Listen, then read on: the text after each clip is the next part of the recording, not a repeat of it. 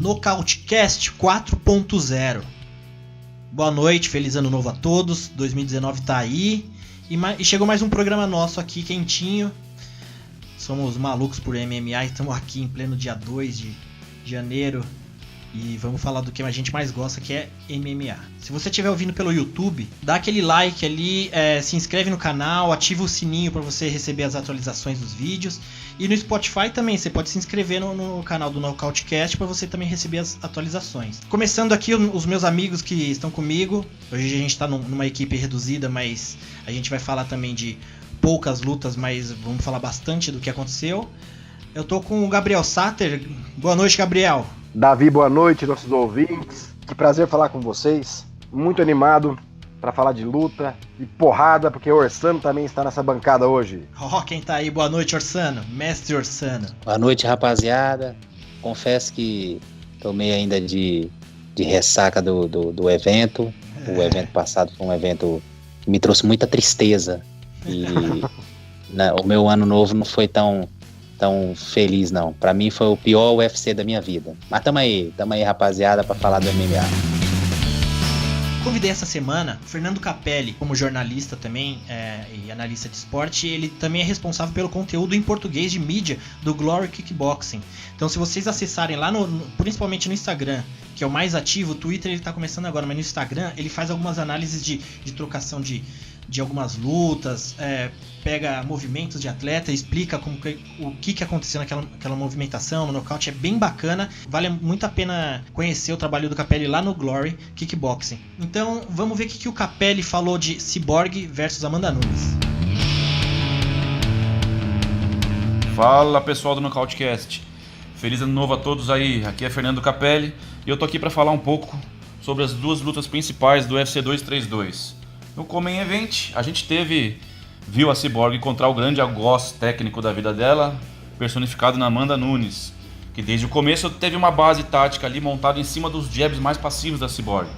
A Cyborg tem muito essa característica de jogar umas mãos ali retas um pouco mais como fintas, assim, para depois desenvolver seus golpes. E a Amanda colocou toda a base tática dela em cima disso, tanto que no primeiro lance a Cyborg jogou a mão, a Amanda esquivou, jogou um bom overhand de direita ali, quase acertou. Nas demais trocas de golpes, a Amanda também estava muito consciente, muito bem postada, movimentando bem o tronco. Ela teve esse trunfo psicológico, forjado com batalhas contra os grandes nomes do MMA feminino até então, né? Então ela conseguiu se manter muito consciente, com o olhão aberto, tanto que o lance derradeiro da luta foi igual ao primeiro. A Cyborg jogou o jab, ela esquivou e colocou o overhand que acertou em cheio. Vitória incontestável, Amanda Nunes é o grande nome do MMA feminino da história, até agora. E esse aí foi o Fernando Capelli, pessoal, o responsável pelo conteúdo em português de mídia do Glory Kickboxing. Por mais que tenha sido uma luta bem breve, essa análise do Capelli mostra, pra mim, no meu caso pelo menos, fez enxergar mais do que eu já tinha visto na luta, essa questão do trabalho da Amanda em cima de um jab de preparação da Cyborg e ela esquivar e cruzar, entrar com cruzado. Eu não tinha notado isso e a gente tava com aquela sensação, né, que foi uma luta rápida. Por ter sido rápida, a Cyborg veio com sangue nos olhos, mas isso que o Capelli também falou, eu concordo. A Amanda tava ligada a luta inteira, assim, a luta inteira do pouco tempo que aconteceu, mas ela tava sempre olhando pra frente ali, e você vê até a movimentação dela, tá sempre esperta, e a Cris parece que foi muito com sede ao pote. Gabriel, o que você achou da luta? Curtiu os 51 segundos de trocação? Olha, realmente eu aqui em casa assisti com a minha esposa, ela ficou de queixo caído, todo mundo assim, né, que tava assistindo a luta ao vivo com a gente, ficou impressionado com essa vitória da Amanda. Lembrei na hora do Anderson Silva quando ele lutou com o Chris Weidman, porque até aquela luta, todo mundo que ia lutar com o Anderson sentia aquela pressão de lutar com ele, com aquela lenda, né? Tinha um fator psicológico muito influenciado em cima da pessoa, né? Ele se sentia muito acuado que ia enfrentar o Anderson, aquela lenda. Com isso, Davi, eu senti que a Amanda veio muito preparada psicologicamente. Ela teve uma estratégia perfeita. E claro, a Cris Cyborg fez uma estratégia totalmente diferente do que eu imaginava. Ela partiu pra cima, em alguns momentos com a mão até baixa, sabe, se expondo muito, deixando aberta para um contragolpe poderosíssimo da Amanda, que estava cheia de gás, estava começando a luta, então ninguém conseguiu esquentar muito, já começaram a trocar porrada, a Cyborg estava muito confiante, e como eu falei, a Amanda não se deixou intimidar, né, antes da luta, foi começar a luta, eu vi que ela estava segura, estava animada, estava feliz, então foi uma série de fatores que resultaram nesse nocaute chocante. Na hora eu lembrei do Orsano. Na hora, Orsano. Na verdade, falando sobre o aspecto técnico da luta, primeiro, tirando o fator torcida de lado, o aspecto técnico da luta foi o seguinte: a Cyborg fez tudo aquilo que ela não poderia fazer nessa luta. Ela foi fazer uma trocação franca com uma mulher que bate pesado, que tem um punch considerável. Então ela fez tudo de errado na luta, e em outras oportunidades porque a gente não, agora que é aquela história, né, ninguém nunca tinha matado o leão, mas depois que um vai lá e mata, e todo mundo vai dizer que sabia como matar o leão, e eu não quero soar como isso, mas em todas as outras lutas eu sempre observei que a Cyborg ela se impunha pela essa questão do sangue nos olhos, partir para cima com tudo, mas ela sempre tomava um golpe ou outro e sentia, tanto é que ela ia pro clinch, dava certo dela ir pro clinch, ela tentou ir pro clinch com a Amanda, mas não deu certo, porque ela sentiu os golpes muito, e todas as lutas eu sempre observo que a Cris, a última mais recente contra a Holm, ela sentiu alguns golpes e teve que ir pro clinch, então mérito total da Amanda, que se preparou, estudou o jogo, e a Cris achou acredito que entrou com o sapato alto e achou que ia vencer a todo momento. Teve um momento de que a Cris acertou um golpe na Amanda, a Amanda andou para trás um pouquinho, defendeu, e logo em seguida ela soltou um golpe que foi o que definiu a luta. Foi ali que começou o calvário da Cris, né? Uma imagem chocante, ver a Cris, nunca tínhamos visto a Cris naquela situação, um nocaute impressionante, e para surpresa geral, hoje nós temos uma nova era, a maior lutadora de MMA feminino de todos os tempos, hoje se chama Amanda Nunes. Orsano, você falou nesse momento que a Amanda ela recebeu um golpe e foi andando para trás, né? Ela fez aquela defesa de colocar os dois punhos na frente do rosto, mas você nota que ela anda para trás olhando para Cris, né? Ela se protegendo, mas ela tá o tempo todo esperta olhando para Cris. Então, e eu até comentei no podcast passado, se eu via alguma vantagem da Amanda nessa luta, era na velocidade, e a Cris, quando ela vai para cima de alguém que pode ser mais rápido do que ela e tem punch, acontece o que aconteceu mesmo, né? Na verdade foi uma coisa estudada. O que a Amanda fez com a Cris foi estudado. Ela defendeu, ela sentiu o golpe entrou, né? Mas não foi aquele golpe que sentiu, ela sentiu a mão da Cris, andou um pouquinho para trás, esperou a oportunidade, porque ela já sabia. A Cris ela tem esse instinto meio que Vanderlei Silva, a gente até brinca, chama ela de nossa Vanderleia. Quando alguém sente o golpe, ele quer partir para cima com tudo, a Cris da mesma forma, e é nisso que ela pecou, porque tinha uma lutadora do outro lado que estudou bastante e sabia que iria pegar ela nesse momento, e foi dito e feito. 51 segundos de luta, não dá para se avaliar muito, mas foi uma passada de carro que faz tempo que a gente não vê. Faz tempo não, eu não me recordo de ter visto a Cris tomar uma passada de carro dessa como tomou. Verdade. E Gabriel, o Orsano já até deu uma ideia da opinião dele, e você concorda também com o que todo mundo tá falando? A Amanda já é a maior lutadora feminina de todos os tempos, ou pelo menos da atualidade? Como que você enxerga essa situação? Olha, é complicado ser tão imediatista em relação a essa colocação, mas depois desse nocaute que ela deu em cima da Cris Cyborg, não tem como falar que não. Antes disso eu considerava a Cris Cyborg a maior lutadora de todos os tempos até aquele momento. E aquela luta, como o próprio Dana White falou, era para determinar realmente quem era a maior de todos os tempos. E se a gente for analisar o cartel da Amanda, né, ela perdeu para Cat Zingano, ela veio de uma crescente muito grande, de 8 vitórias consecutivas, né? E nessas vitórias, ela bateu a Shevchenko 2 vezes, uma das vezes também concordo com o Orsano, foi bem apertada a segunda luta entre as duas, mas ela ganhou a primeira. Ela ganhou da Miesha Tate, que tinha acabado de ganhar da Holly Holm, e ganhou o título, né, batendo a Miesha Tate. Em seguida nocauteou a Honda, agora nocauteou a Cyborg. Então, contra esses fatos, não tem como argumentar que não. Ela atualmente é a maior de todos os tempos. E eu sempre penso, quando a gente fala em maior de todos os tempos, eu fico imaginando o que aquele lutador fez e se tem alguém próximo de fazer o que ele fez.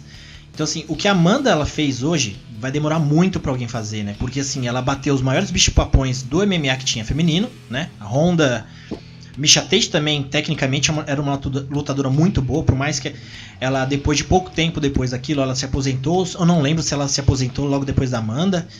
Mas, assim, o que a Amanda fez, vencer as lutadoras que ela venceu e conquistar os 2 cinturões, pra alguém superar ela vai ter que fazer no mínimo igual, né? Também conquistar 2 cinturões em 2 categorias diferentes, ou fazer algo que supere todo esse número, né? Exatamente. Verdade. Porque tem essa questão também que ela subiu, né, Orsano? Ela subiu de categoria também. Pegou um adversário mais pesado. Então, foi que nem o Daniel Cormier, né? Ela foi além do Daniel Cormier, se for comparar também. Ela teve uma série, né? Ele perdeu pro Jones, a gente sabe que teve várias questões envolvidas.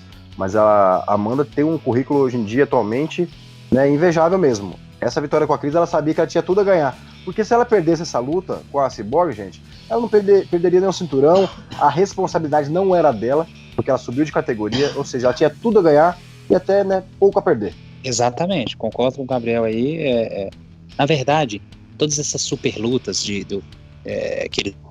eles promovem, o campeão da categoria de cima tem tudo a perder e o campeão da categoria de baixo tudo a ganhar. Por quê? O campeão da categoria de cima bateu o campeão da categoria de baixo, ganhou porque o outro subiu, porque a categoria é mais pesada, tem a vantagem física, técnica. Uma super luta que a gente pode citar muito bem é a do Rory contra o Mousasi. Mousasi atropelou o Rory. Aquilo foi até, pareceu assim, até covardia. Tanto que o Mousasi estava além, estava mais rápido, estava mais forte, estava mais tudo que o Rory. Mas geralmente aí o Mousasi bateu o Rory e o que acontece? Ficou como tá tudo certo. Campeão da categoria de cima, venceu, tá tudo dentro da normalidade. Agora, quando acontece, como o DC venceu o Miocic e a Amanda venceu a Cyborg, aí o feito torna-se maior por isso, entendeu? Como o Conor venceu o Álvares, né? Então tem esses exemplos aí. Agora vamos então para John Jones versus Gustafsson. Eu tenho aqui também a análise do Capelli, vamos dar uma ouvida para depois a gente discutir em cima.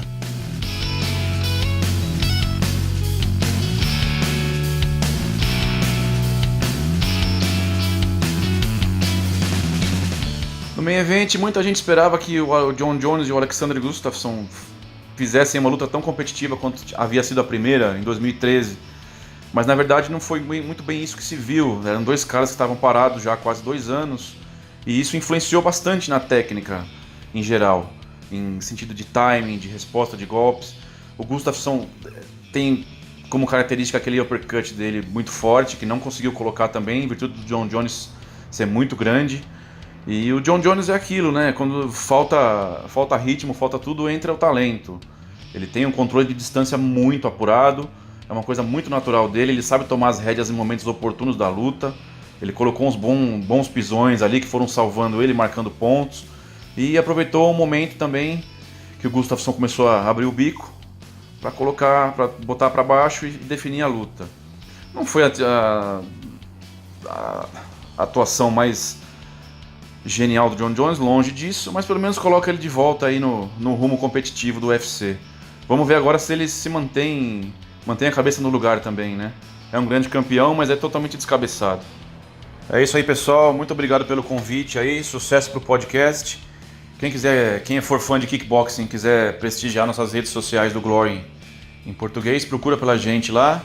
A gente só tem ainda Instagram e Twitter, mas esse ano eu vou ampliar nossos domínios. O Instagram é o Glory Kickboxing Brasil, o Twitter é o Glory_Brasil. Valeu, galera, um abração aí, E mestre, o que você acha? A gente analisando essa segunda luta, considerando a primeira, você acredita que a primeira foi um caso onde foi uma melhor noite da vida do Gustafsson versus a pior noite do John Jones?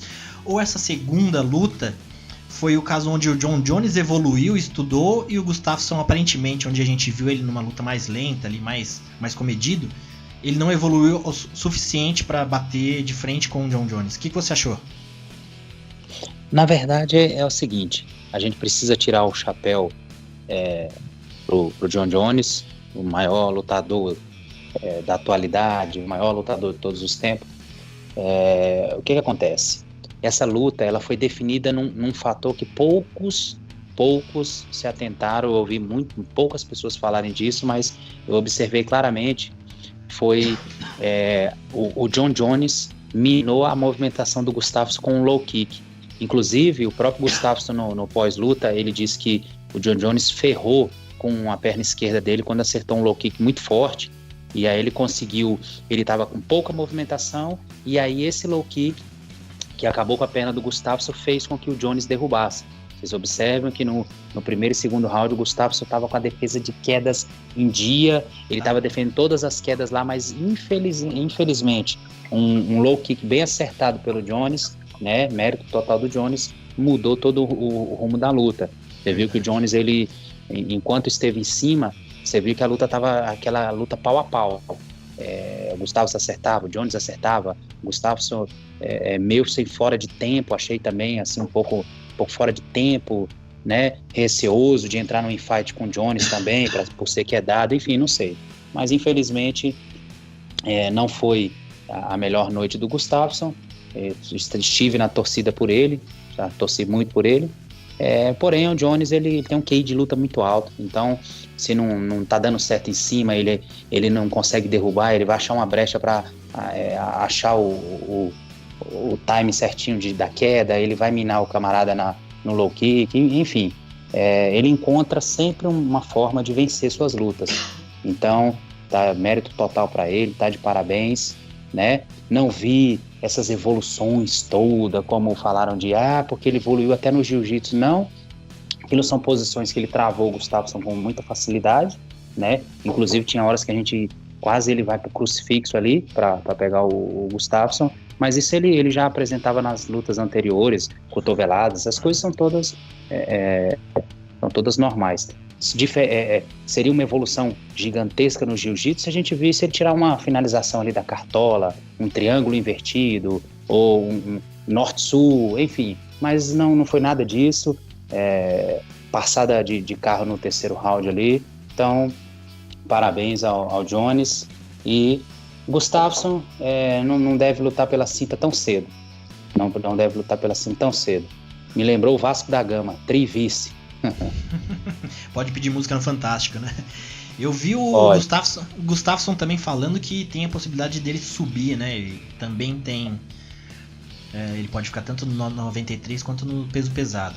E Gabriel, eu sei que você estava ansiosíssimo para essa luta. A gente conversou em off, a gente conversou, acho que foi anteontem, né? Que a gente estava comentando dessa luta. Que a princípio você ficou meio frustrado porque a gente estava esperando pelo menos metade daquele embate que teve na primeira luta. E você assistiu, você falou que assistiu uma outra vez. O que você achou? Você gostou? Como que você vê essa luta? O culpado sou eu, viu, Davi? Porque a expectativa é a mãe da desilusão, né, minha gente? É verdade. Então, assim, eu esperei uma luta naquele nível daquela primeira luta dos dois. E o que a gente viu, como o Orsano colocou muito bem, o Messi Capello já falou também anteriormente, o que todo mundo viu. Uma luta onde dois atletas ficaram um tempo longe do octógono, um pouquinho enferrujado. John Jones, mestre da distância, pontuando, muito pisão, low kick, minando o Gustafsson, que eu achei super apático. Eu até defendi ele quando o Carlão falou que ele não tinha evoluído. Eu fui rever a luta que ele fez com o Glover, eu vi que ele deu cotovelada rodada, vários chutes diferentes, enfim, tava super dinâmico, nocauteou o Glover, mas não foi o mesmo Gustafsson que se apresentou. Ele sempre vem com muita, nas conferências de imprensa, alegando que foi o melhor camp da vida dele, mas infelizmente na hora da luta ele não conseguiu fazer nada, né? O John Jones, mesmo não estando na sua melhor forma, conseguiu de uma forma magistral pontuar e pegando o ritmo no primeiro round, se recolocando no octógono pela primeira vez, né, assim, aclimatizando toda a volta, né, para ele, porque imagina o coração do que ele passou aquela semana, né, de polêmicas em torno do que a gente comentou no episódio passado aqui do nosso Nocautecast, sobre a questão do doping. Então, o estresse que o ser humano passa até chegar o dia da luta, ter que vencer, tem muita animosidade entre os dois, embora depois da luta, né, tenha ficado tudo bem. Mas eu realmente fiquei frustrado, revi a luta e percebi que o Jon Jones realmente foi muito estrategista e foi muito bem na implementação da sua estratégia. Então levou isso aí, como, né, foi colocado, ele machucou o sueco no terceiro round, levou pro chão, e no chão, né, o próprio sueco foi esperto de não sofrer muito ali, pedir para sair rapidinho daquela posição, porque dali ia chover o meteoro de cotoveladas, né, minha gente? Ninguém merece aquilo lá, até preservar a integridade física do sueco, que tomara que suba mesmo. Deu uma, né, guinada na carreira dele aí, quem sabe ele não se reinventa, né, lá o Whittaker, né, nosso campeão do peso médio aí, Robert Whittaker, que era um 7-7, né, subiu de categoria, baita campeão, bateu 2 vezes o bicho-papão da categoria, que é o Romero. Quem sabe ele não sobe e se torna uma grande potência nos pesos pesados, né? Eu senti também, só uma informação aqui, eu senti que o próprio Jon Jones não tem esse interesse todo em subir mais de peso. Antes dele ser pego no doping, ele até cogitava de repente subir, pegar o meu Tite e tal, lá atrás, né? Antes de ser pego do doping, depois daquela luta que ele nocauteou o Cormier em 2017. Atualmente, eu não vejo ele com tanto interesse em subir mais. Eu também acho que ele não sobe mais, não. Eu acho que ele não... E falando do Gustafsson nos pesos pesados, se ele não perder velocidade, ele seria um bom nome ali nos pesados, né? Porque ele tem um bom tamanho, ele é bem grande, e ele tem uma movimentação boa, um boxe bom, e tudo que um peso pesado de elite precisa, né? Agora o Jon Jones também, eu acredito que ele não suba. E ele até comentou, né? Como tem essa questão do Daniel Cormier que tá nos pesados, pessoal, todos os fãs, eu vi algumas enquetes de alguns sites perguntando se a gente quer ver uma revanche, a trilogia nos meio pesado ou nos pesados. Então, assim, todo mundo votando para que seja nos pesados. E o Jon Jones falou, né? Para ser o maior de todos os tempos, eu não preciso ir atrás do Daniel Cormier nos pesados. E para ele provar que ele é o campeão, né? Champ que eles falam, ele precisa vir e tem que me vencer. Então eu também não acredito que o Jones suba, não. Não vai ganhar muita coisa pro nome dele, pro legado. Mas o Gustafsson subindo seria um belo nome. Em relação a essa subida dos dois, primeiro, eu discordo totalmente do Davi aí. Pra mim, o Gustafsson não é um belo nome porque ele não tem punch. Você observa que os golpes dele até machucam, mas ele não é aquele nocauteador com um soco só. Então, eu acredito que não seria um bom nome para os pesados, não. Ainda falta muito, é aquilo que eu falei no cast passado. O problema do Gustavo é a falta do sangue no olho. Você não vê aquele espírito assassino nele. Que acontece. O que acontece no Jones, você sobra isso. Então, eu acredito que para os pesados ele não teria punch. A mesma coisa o Jones. Para mim, eu não gostaria de ver uma terceira luta dele com o Cormier, porque mesmo no pesado, pode ser um super ultra pesado, em qualquer categoria, com 200 quilos, com 300 quilos, o jogo não casa. O jogo não casa de jeito nenhum. Daniel Cormier é muito baixo, ele não consegue impor seu jogo de mão com o Jones, perde no wrestling, então assim, não dá. Agora eu gostaria muito de ver o Jon Jones contra um Caim Velasquez nos seus melhores dias, até o próprio Stipe Miocic, entendeu? Gostaria de ver ele com o Ngannou, mas ele sabe que ele também, como não tem punch, Jones não tem punch, ele não se arriscaria, porque ele sabe que nos pesados um soco define uma luta, né? Então isso acontece nos pesos pesados. Então para mim ele não tem coragem nenhuma de subir por conta disso. O Orsano falou muito bem, viu, Orsano? Essa questão do Jon Jones não ter o punch foi uma dos pontos que um dos treinadores deles comentou quando ele estava em off, ainda sem, né, saber quando voltaria a lutar, ainda esse ano. Falaram que ele estava trabalhando muito, né, nesse quesito de ganhar punch e realmente fazer a diferença de nocautear com um punch só, né? Até vi uma entrevista do Firas, o técnico do George St. Pierre, falando que justamente as pessoas que têm essa tendência, essa valência de nocautear, né, como o Mike Tyson tinha, é uma questão do músculo estar preso de uma forma específica no seu osso. Achei muito curioso isso aí. Diz que você não, assim, pode até tentar desenvolver isso, mas quem já tem essa habilidade, né, já tem mesmo de uma predisposição do corpo. Na verdade, a gente sempre soube, né? O punch ele não se adquire, você até melhora, mas isso é uma coisa que a pessoa ou tem ou não tem. Você vê, um da Anderson da vida tem punch, o próprio Shogun, Ngannou, são caras que tem punch, Roy Nelson, Mark Hunt, né? Então você vê, eu até posso apresentar alguns pesos pesados que não tem punch. Por exemplo, o que foi nocauteado agora pelo Lewis aí, o Volkov. Um excelente lutador, tem um kickbox alinhadinho, sabe se defender no chão, é muito bom lutador, mas você viu que perdeu uma luta, primeiro por falta de inteligência, e segundo porque não tem punch. Bateu, passou 3 rounds batendo no Lewis, faltando 10 segundos para a luta, ele tomou uma pedrada e acabou a luta. Então eu acredito que isso define muito, isso é uma coisa que precisa ser muito, a pessoa precisa ter, para ter coragem de entrar num peso pesado. Olha, em relação à luta, foi decepcionante, porque nós esperávamos uma guerra, uma batalha, né? E vimos dois lutadores assim, meio mais ou menos fora de ritmo, né? Só vimos um detalhe que a gente não falou. Pela primeira vez nós vimos alguém meter o dedo no olho do Jones, né? Geralmente é ele que faz. Verdade. Geralmente é ele que mete o dedo no olho de todo mundo. E o Gustafsson foi lá e meteu o dedo pra ele sentir como é que é tão ruim. Aí a evolução do Gustafsson que a gente tava querendo.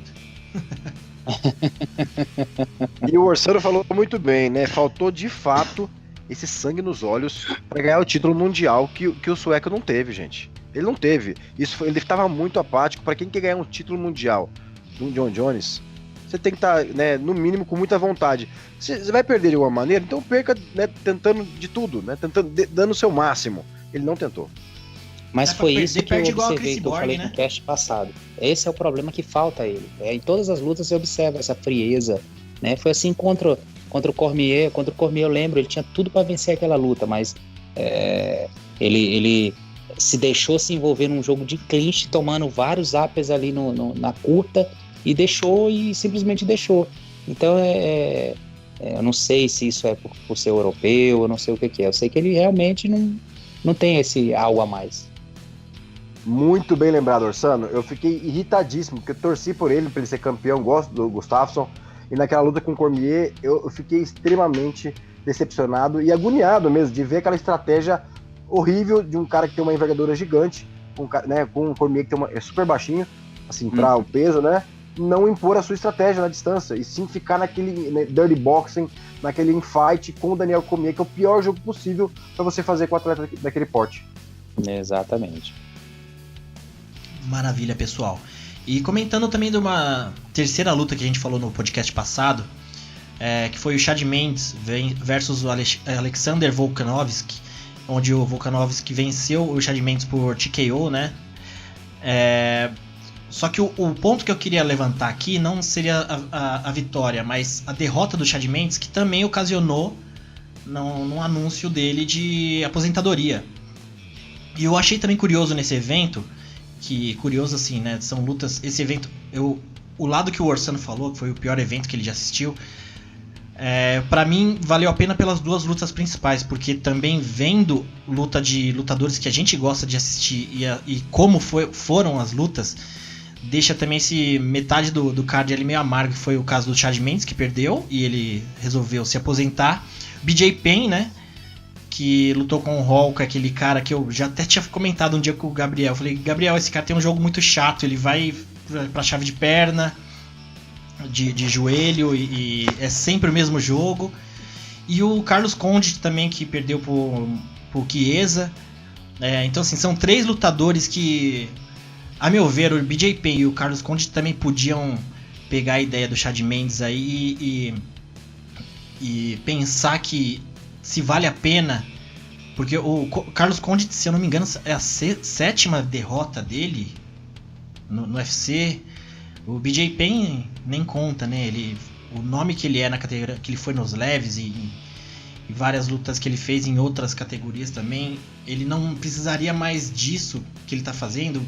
Lutou com o Yair Rodrigues, perdeu e agora tá vindo. Colocaram teoricamente o Hall para lutar com ele, um cara que teria um jogo justo para o BJ Penn conseguir uma vitória, por ele ser oriundo do jiu-jitsu, mas mesmo assim ainda perdeu. O que vocês acreditam com esses 3 lutadores? Chad Mendes que aposentou o BJ Penn, Condit, vocês concordam comigo que é o momento, pelo menos, é que é difícil a gente pedir pro cara parar, né? Mas, puta, eu não queria mais ver nem o BJ, nem o Condit. O Condit, que era um dos meus lutadores prediletos, e ele tá vindo uma sequência bem ruim, e ele, depois que ele teve a lesão no joelho, ele só tem tido problema na carreira dele. O que vocês acham? O Carlos Condit, eu acho que ele ainda pode dar a volta por cima em outro evento. O UFC hoje está muito nivelado, a questão no nível muito em cima, então a categoria para ele da 7-7 está muito difícil. Você já vê que já tem caras muito grandes. O próprio Chiesa, que batia 70 quilos, migrou, né, para 70, para 77 e foi lá e venceu. Eu fiquei espantado por ver o Carlos Condit perder, não desmerecendo o Chiesa, mas assim, o Chiesa não é um cara para vencer o Carlos Condit, né? Se você observar a história dos dois, né? Muito triste também, é um dos meus lutadores favoritos, é um dos strikers mais talentosos que eu já vi, né?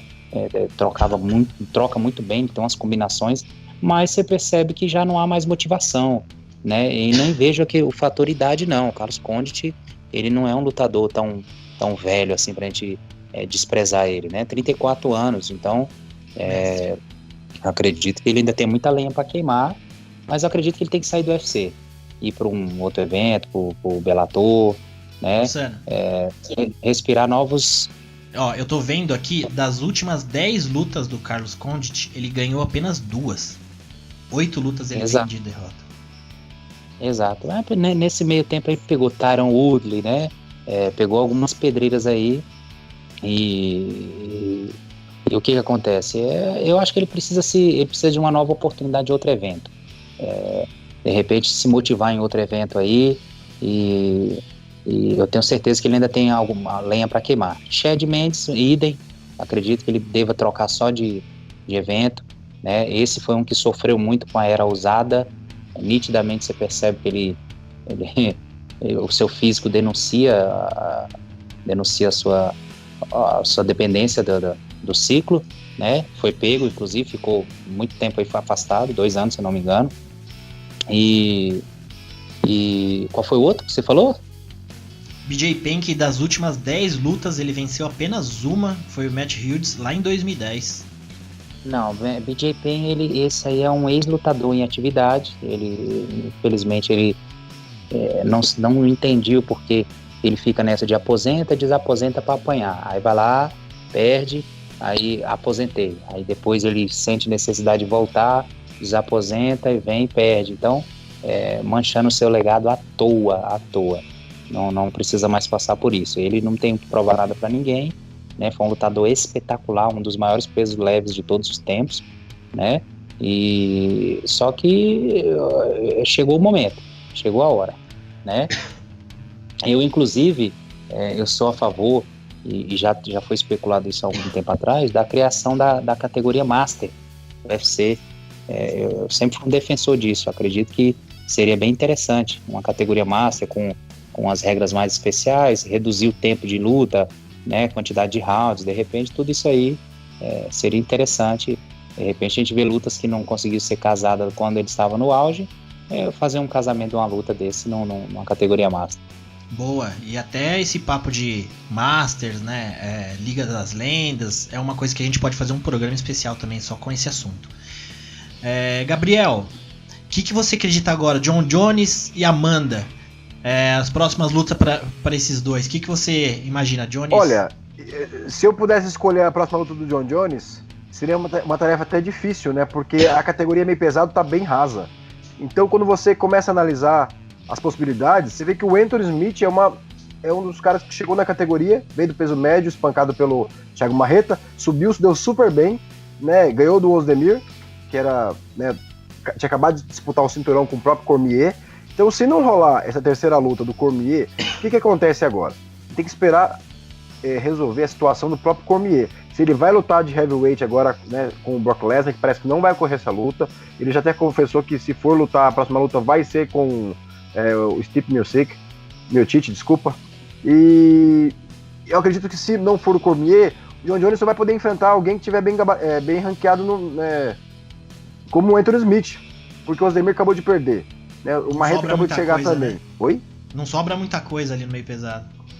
Exatamente, tá uma categoria muito difícil. Essa categoria que desde o Pride é uma das categorias mais, né, glamurosas dos eventos, né? Grandes lutadores aí que passaram por ela. Então, assim, é muito complicado vislumbrar alguém. Até eles tiveram uma entrevista pós-luta, né? Que o Anthony Smith estava na Fox, entrevistou o John Jones e falou: eu sou seu cara. E o John Jones, né, desdenhou dele, falou: não, tem mais lutas importantes, com melhores resultados. Mas, né, baseado no ranking, essa é a luta a ser feita. Se o Daniel Cormier não quiser disputar o título 205 agora, né, da 93 quilos agora.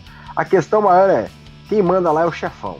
Dana White tá louco pra fazer Daniel Cormier pela terceira vez com o John Jones. Né, eles estavam conversando, né, o Daniel Cormier com o Dana White durante a luta do Jones com o Gustavo. Eles estavam, né, trocando mensagem ali, conversando, e o Daniel Cormier ele é muito competitivo, quer muito lutar com o John Jones, sim.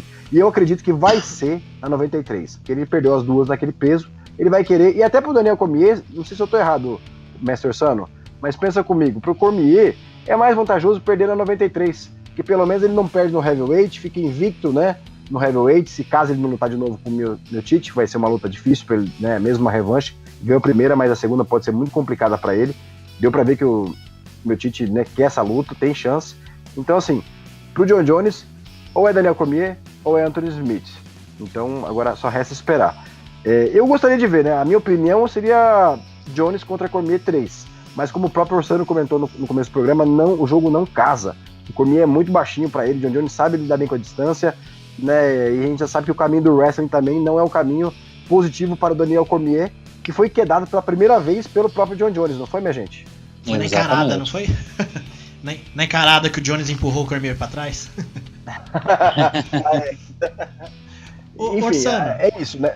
Em relação, desculpa, sem me alongar aqui, mas a da Amanda também acho o seguinte, acho que não vão casar, a minha opinião é que não vão casar a revanche dela imediata com a Cyborg, né, eles vão fazer uma luta que faria sentido, seria a Cyborg lutar com a Megan Anderson, né, criando essa luta super, né, rápida com a Cat Zingano, por um acidente lá no olho dela, e quem ganhasse essa luta disputaria com a Amanda no futuro o título do peso pena.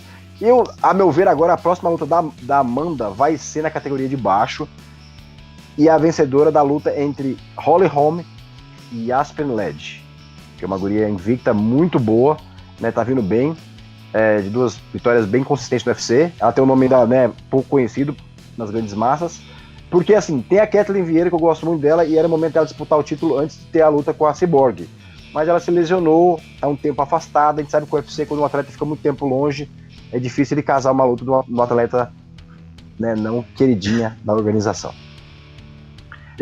Só pra fechar, desculpa, vou de Holly Holm, torço pra Holly Holm ganhar, pra ver a Amanda com a Holly Holm, seria uma luta muito boa pro legado dela.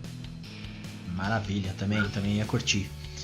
E pessoal, agora passando o André G, a semana passada ele comentou do Rising 14, que rolou em Tóquio, foi dia 31, né, de dezembro, que passou, e teve aquela luta de exibição, Mayweather versus Teishin Nasukawa.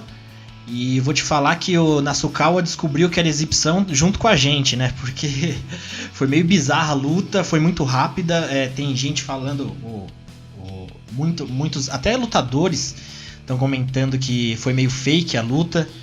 Mas que eu imagino que foi uma disparidade tão grande de técnica que pareceu fake mesmo, né? Eu assisti, foi essa passada de carro mesmo que gerou essa dúvida de todo mundo.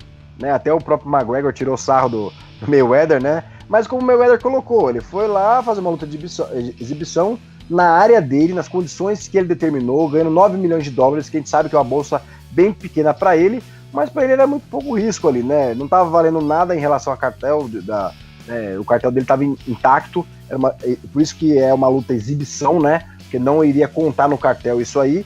E o jovem lá, promissor, mas realmente contra um dos mestres, né? Os maiores de todos os tempos do boxe, não deu nem pra saída, minha gente. Enfim, teve a luta do Kyoji Horiguchi, que venceu o Darion Caldwell por finalização. O Rising, ele é um evento assim que ao mesmo tempo que ele põe boas lutas para acontecer, como foi o caso do Horiguchi e Caldwell, que era o campeão até do Bellator, ele coloca algumas lutas bacanas, mas coloca algumas lutas duvidosas, que eu até vi um pessoal comentando nas redes sociais, que, por exemplo, colocar esse tipo de luta Mayweather versus o kickboxer, essas lutas deixam um ar do Rising da gente não colocar tanta confiança no evento, né? Ele veio meio que para substituir o Pride, mas mesmo assim a gente ainda, com essas freak show que tem, a gente fica com um pé atrás, né, desse evento. É complicado a forma que o Rising surgiu e a forma que ele se vende, né? É verdade, sim. A gente no Pride a gente viu muito desse freak show, né? Mas era época diferente, o esporte estava começando, então eu acredito que não dá. Hoje em dia não cabe até mais isso, né? A gente quer ver super lutas, não lutas fakes, lutas que é complicado. Isso é complicado, né? De você. É verdade. Os eventos têm que se atualizar com o tempo e com a evolução do esporte. Maravilha, pessoal. Vamos finalizando aqui nosso podcast. A semana que vem a gente está com a ideia de montar os melhores de 2018 com relação a luta do ano, lutador do ano, lutadora também, revelação, nocaute do ano. Vamos levantar algumas categorias onde a gente pode discutir e fazer um top de 2018. Também a gente pode, o Gabriel, a gente estava comentando em off, ele deu uma ideia bacana também da gente imaginar super lutas que a gente espera para 2019, não super lutas no sentido de por fora das categorias, mas dentro das próprias categorias, o que a gente acha que seria bacana acontecer. E pessoal, agradecer a participação de vocês dois. Gabriel, muito obrigado. Semana que vem a gente vem munido aí para falar o que aconteceu de melhor de 2018. Davi, sempre um prazer. Abração pro Mestre Orsano. E é sempre uma honra aprender com vocês. Maravilha, Mestre Orsano. Então, muito obrigado mais uma vez. Agora estamos no terceiro dia de 2019, mas semana que vem estamos aqui para falar de 2018.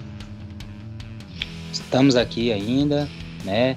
Perdemos uma batalha, mas a guerra contra o endeusamento, o pachequismo e o fanatismo permanece. Não fique triste, mestre. Semana que vem a gente vai falar muito de Adesanya aqui.